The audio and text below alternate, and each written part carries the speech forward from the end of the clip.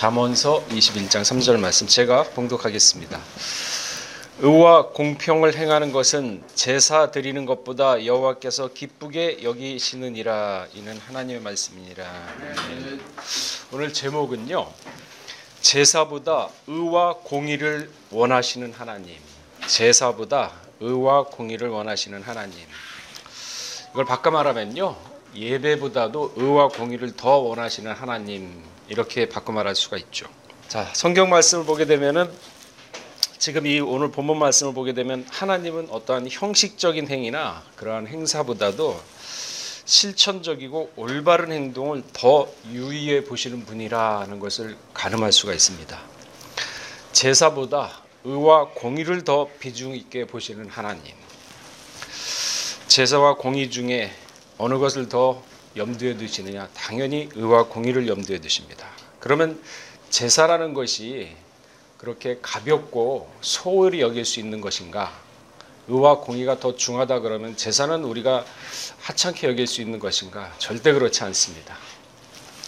제사란 어떤 의미를 가지고 있는지 제사의 그 비중과 중요성을 먼저 잠시 살펴보겠습니다. 성경에 기록된 첫 제사는요, 아담과 하와가 타락한 이후 그의 아들들인 가인과 아벨이 제사를 드리는 모습으로 기록이 되어 있습니다. 창세기 4장 3절에서 4절 말씀에 그 말씀이 있죠. 세월이 지난 후에, 그러니까 아담과 타락한 이후에 세월이 지난 후에 가인은 땅의 소산으로 제물을 삼아 여호와께 드렸고 아벨은 자기도 양의 첫 새끼와 그 기름으로 드렸더니 하나님께서 아벨과 그 제물을 연락하셨다라고 기록을 하고 있습니다. 아담과 하와는요, 타락한 후에 자신들의 잘못을 철두철미하게 회개하고 그리고 하나님에 대한 신앙을 다시 정립하면서 살아갔다는 것을 알 수가 있죠. 그리고 그들의 신앙은 가인과 아벨에게 그대로 전수되어서 가인과 아벨도 하나님을 믿으면서 제사를 지내면서 신앙생활을 영위했다는 것을 알 수가 있습니다. 이처럼 제사는요, 하나님께 나아갈 수 있는 매개체였던 것입니다. 또한 이 제사를 통해서 자신의 믿음과 신앙을 하나님께 드렸던 그러한 도구였죠. 아브라함도요, 하란을 떠나서 가나안에 들어온 이후에 이동할 때마다 수시로 하나님께 제사를 드림으로써 그 신앙을 지키고 하나님과 소통을 했던 것이죠. 제사는 이처럼 하나님과 인간을 연결시켜주는 매개체로서 아주 중요한 행위인 것입니다. 그러나 제사를 잘못 드림으로 인하여 오히려 하나님으로부터 범죄하는 경우도 성경을 보게 되면 너무나도 많습니다. 사실 가인이 살인자가 된 이유도요, 다름이 아닌 제사 문제로 시작이 됐습니다. 하나님은 아벨의 제사는 연락하셨지만 가인의 제사는 연락하지 않으셨다라고 분명히 기록하고 있습니다. 그 이유는 첫째, 제사를 드릴 때 가인은 믿음이 없는 제사를 드렸습니다. 믿음이 없는 제사. 히브리 11장 4절에 보게 되면 믿음으로 아벨은 가인보다 더 나은 제사를 하나님께 드림으로 의로운 자라 하는 증거를 얻었다라고 기록을 했습니다. 아벨이 믿음으로 제사를 드렸다는 걸 어떻게 알 수 있냐면은 첫 새끼라고 이렇게 나와 있습니다. 아벨은 자신의 소산 중에 첫 새끼를 하나님께 드렸다. 처음 게 뭐가 중요해? 인간적인 생각, 우리가 육신적으로 지금 살아가는 생각이 아니라 성경에서 답을 찾아야죠. 소산물의 첫 것과 장자는 하나님께서 구별시킨 것입니다. 출애굽기 23장 19절에 그 말씀이 있죠. 너희 토지에서 처음 익은 열매의 첫 것을 가져다가 너희 하나님 여호와의 전에 드려라 그랬습니다. 잠언서 3장 9절에도요. 내 재물과 내 소산물의 처음 익은 열매로 여호와를 공경하라 그랬습니다. 에스겔 48장 14절에도 그 땅의 처음 익은 열매를 남에게 주지도 못하리니 이는 여호와께서 거룩히 구별한 것이다. 그럼 이게 성경에만 국한됐을까요? 아니죠. 처음 것은 누구에게나 소중합니다. 첫 아이, 결혼해서 첫 아이 굉장히 소중하죠. 그리고 학교 졸업해가지고 첫 직장 굉장히 설레죠. 그리고 첫 월급. 이처럼 처음 것은요, 누구에게나 가장 소중한 것들입니다. 성경에만 국한된 게 아닙니다. 근데 이러한 그 처음 것, 가장 소중하게 여기는 것을 아벨은요, 아끼지 않고 하나님께 드렸던 것입니다. 단순히 제물을 드렸다는 게 아니라 그의 마음을 엿볼 수가 있죠. 그에 대한 예물에 대한 정성과 그러한 믿음이 있었기 때문에 드릴 수가 있었죠. 사람이 이렇게 예물을 드리다가도 조금이라도 아까운 마음이 0.1%라도 있으면요, 못 드립니다. 다른 생각 납니다. 이게 예전에 소원했는데 드려야 되는 건가? 이게 사람이거든요. 근데 100% 아벨은 그 믿음을 온전히 하나님께 보여드리면서 나타나는 것이 바로 첫이라는 단어입니다. 자신의 가장 소중한 것을 하나님께 드림으로 인해서 하나님으로부터 그 제물이 인정을 받았죠. 그러나 가인에게는요, 첫 것이라는 게 없습니다. 가인은 온전한 제사를 드리지 않았던 것을 알 수가 있습니다. 100% 제사가 아니었죠.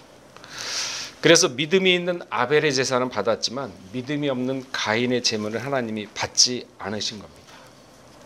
오늘날에도 그렇죠. 로마서 14장 23절에 뭐라 그랬습니까? 믿음으로 쫓아하지 않은 모든 것이 죄라 그랬습니다. 우리가 살아가면서 밥을 먹든지 누구를 만나든지 그리고 무슨 일을 하든 간에 믿음으로 하지 않는 것이 죄라 그랬습니다. 사람을 만나도 영어는 자유롭거든요. 기도할 수 있어요. 말을 하면서 영어로는 기도할 수가 있습니다. 믿음으로 쫓아하지 않는 모든 것이 죄라고 분명히 얘기를 하고 있습니다. 믿음을 가벼이 여겨서는 절대 안 되죠. 믿음의 비밀은요, 정말로 큽니다. 믿음에는요, 죄 사하는 능력이 있다고 야고보 5장 15절에는 기록하고 있습니다. 우리 한번 찾아보겠습니다. 우리가 그냥 말로만 믿음 하는데, 믿음 좋지, 믿음. 근데 그 믿음에는요, 엄청난 능력과 엄청난 비밀이 숨어 있다고 야고보 5장 15절에는 말씀하고 있지 않습니까? 야고보 5장 15절 우리 다 찾으시고 한 목소리를 합독하도록 하겠습니다. 자, 시작. 믿음의 기도는 병든 자를 구원하니 주께서 저를 일으키시리라. 혹시 죄를 범하였을지라도 사실을 얻으리라. 여러분들이 아벨이 바쳤던 그 100%의 믿음, 틈이 없는 믿음으로 병든 사람을 기도하면 나을 수가 있고, 그리고 죄를 범했어도 여러분이 죄사하는 권세가 있기 때문에 이게 믿음이에요. 단순히 우리가 믿음 말로만 하니까 가벼이 여겼는데 이게 믿음인 것입니다. 아벨이 드리는 믿음의 제사, 그래서 하나님이 연락을 받으신 거거든요. 제사는 하나님에게 어떻게 드리냐에 따라서 인정받기도 하고 반대로 아주 크게 정죄를 받기도 합니다. 아벨과 가인을 봐도 우리가 알 수가 있죠. 그런데 제사를 잘못 드림으로 인해서 망한 자가 가인 외에도 성경에는 많은 사람이 기록되어 있습니다. 사사시대 엘리 제사장의 두 아들 홈니와 비느하스가 있었죠. 제사를 잘못 드리다가 망한 자입니다. 이들은 한날 한시에 죽어서 후대에 교훈을 남겼다고 사무엘상 2장 24절에는 명확하게 기록하고 있습니다.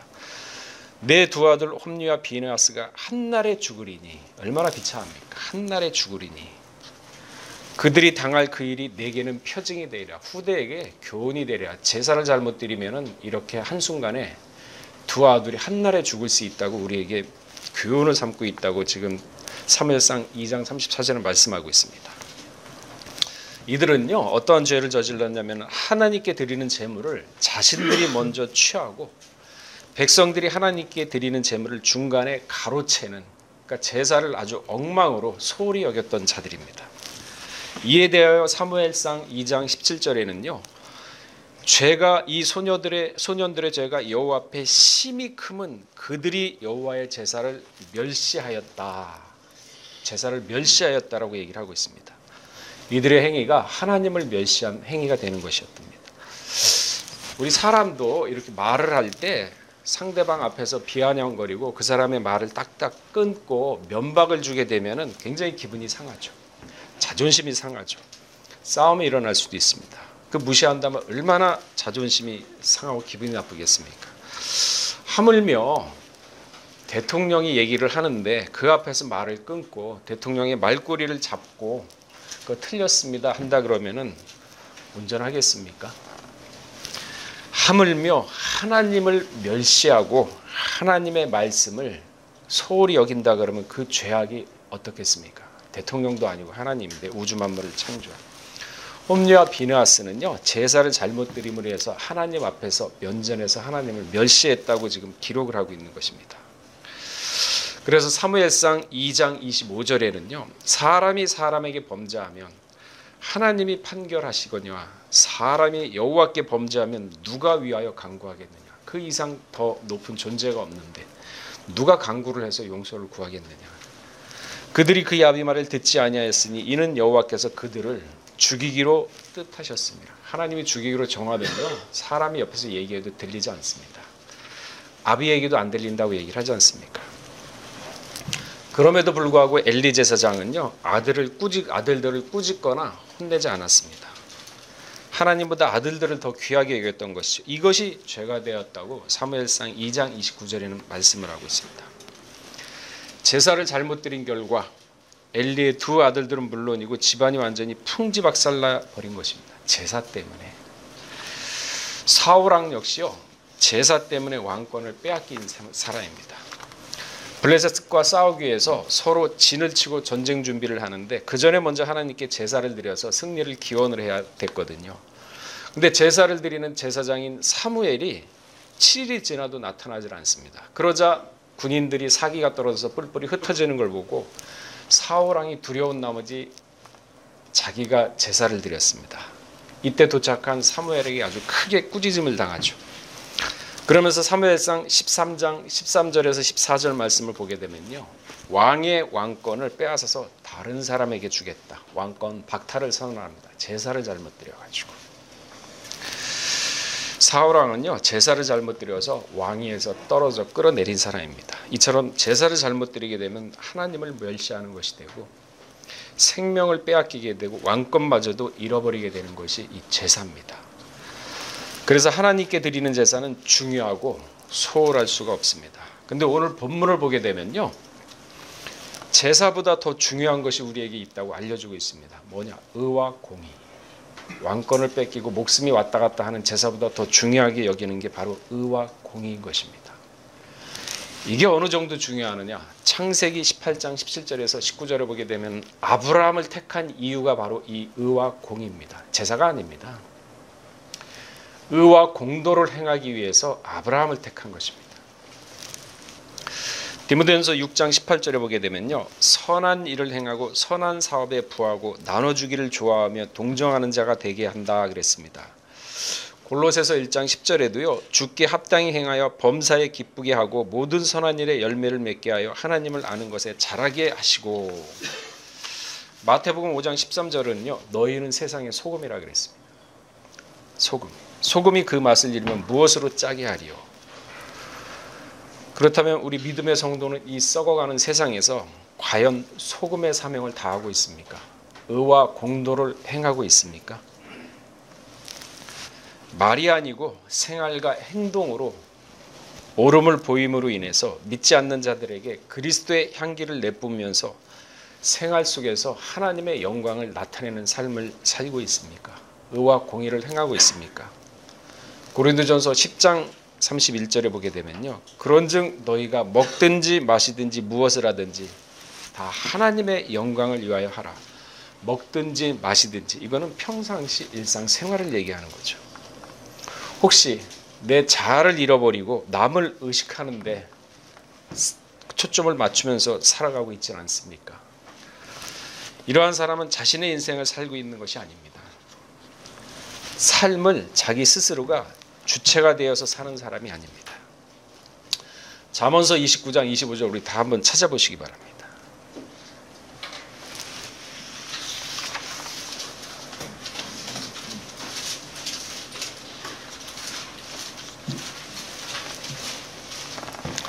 자, 잠언서 29장 25절 우리 다 읽어보도록 하겠습니다. 시작. 사람을 두려워하면 여호와를 위하는 자는 안전하리라. 사람을 두려워하고 눈치 보고서 이 말하면은 저 싫어할 텐데 저 사람 또 나를 어떻게 생각할까? 두려워하면요 올무에 걸려요. 앞으로 그 사람 보게 되면은 그 사람에 대해서 내 자신이 좌지우지 됩니다. 왜 그렇게 사나요? 자기 주체적으로 살아야 되는데.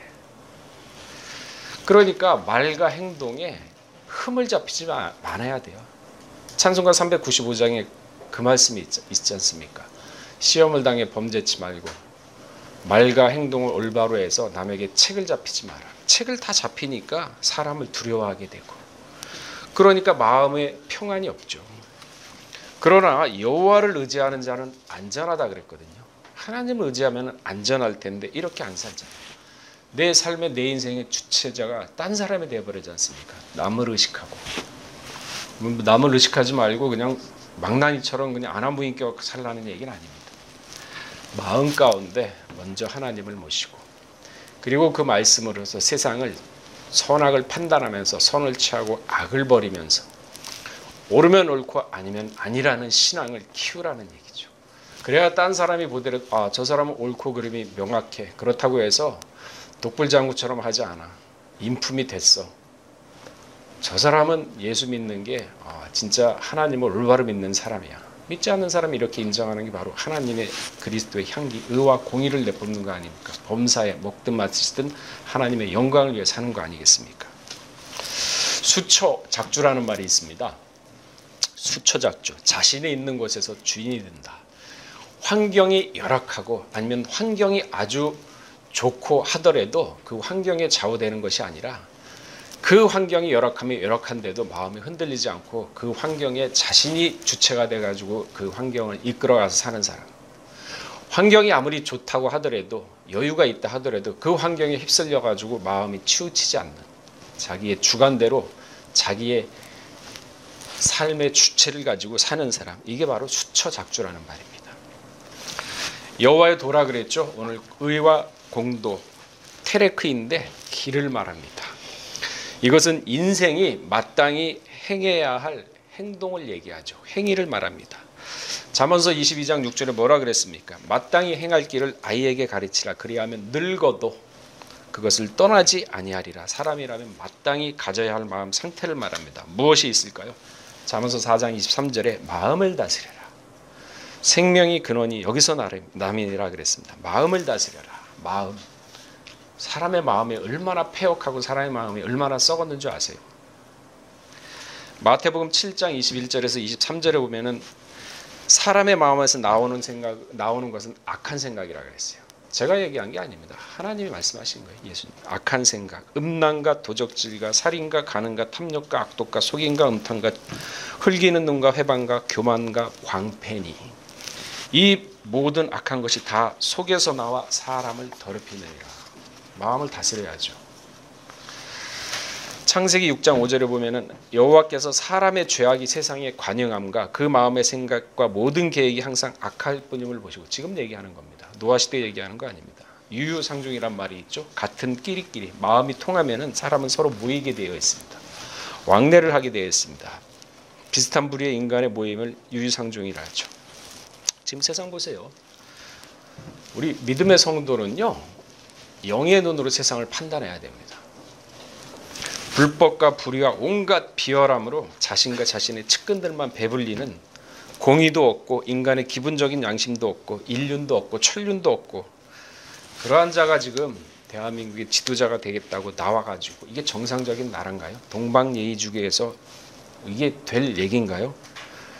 왜 이렇게 세상이 썩어가고 세상이 이렇게 안하무인격으로 되어가느냐? 교회가 바로 서지 못하기 때문에 그래요.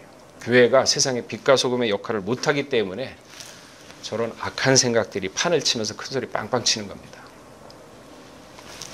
악의 모양을 버리라고 했는데 오히려 교인들이 악의 모양을 쫓아가거든요. 사람을 두려워하고 사람의 눈치를 보니까 그 사람이 옳은 얘기를 할 수가 없죠. 눈치를 보는데 어떻게 얘기합니까? 사람 비유 맞추기 바쁜데. 호세아 4장 6절에 그 말씀이 있죠. 내 백성이 지식이 없어서 망하노다. 지식이 버렸으므로 나도 너를 버려 제사장이 못하게 할 것이다. 나라가 망하는 게 지식이 없어서 망한답니다.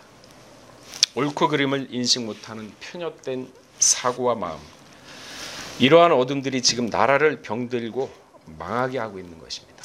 눈치나 보고. 아리마대 요셉 같은 사람이 지금은 없어요. 아리마대 요셉은요, 공의원이었습니다. 제자들은 3년 동안 예수님을 쫓아다니면서 예수님이 잡혀가 다 도망갔는데 아리마대 요셉은 옳고 그름을 판단했습니다. 나 예수의 제자요. 잃을 게 많은 사람입니다. 제자들은 어부지만 이 사람은 국회의원이에요. 나라의 역적을 변호하다가 재산 잃고 권력 다 잃을 수 있어요. 그럼에도 불구하고 빌라도 같은 사람한테 가가지고 나 예수의 제자요, 시체 주시오. 당당하죠. 그런 사람이 없다는 거죠.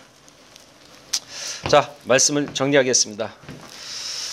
분명히 하나님은 오늘 말씀에 제사보다도 중요한 게 의와 공도라고 했습니다. 근데 우리가 살아가면서 사람을 두려워하고 사람의 눈치를 보면서 여호와를 의지 안 할 때가 너무나도 많죠. 그러니까 세상이 빛과 소금의 역할을 못하니까 세상이 이렇게 썩어져 가는 거죠. 지혜, 살아가면서 가장 지혜하는 게 금이나 은보다 더 중요한 게 지혜라 그랬습니다. 지혜가 없으면 사람 스스로 올무에 걸리고 헤어나지 못하는데 의와 공도도 행할 수가 없죠. 눈치 보다가 끝내는 인생이 대부분입니다. 여러분 보세요, 주변에. 의와 공도는요, 도덕과 윤리를 얘기하는 것이 아닙니다. 거기에 국한된 것을 말한 것이 아닙니다.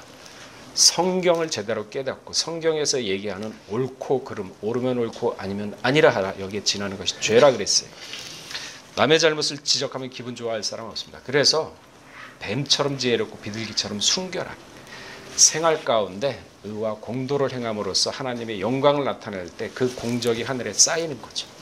그러니까 우리 남성교 본부인은 모두가 삶을 살아가면서 생활 가운데서 하나님의 의와, 먹든지 마든지 하나님의 영광을 나타낼 때 의와 공도를 행함으로 말미암아 진정으로 하나님의 주변 사람들로부터 하나님의 사람이구나, 성도구나 인정을 받는 모두가 되시길 주의 이름으로 축원하겠습니다.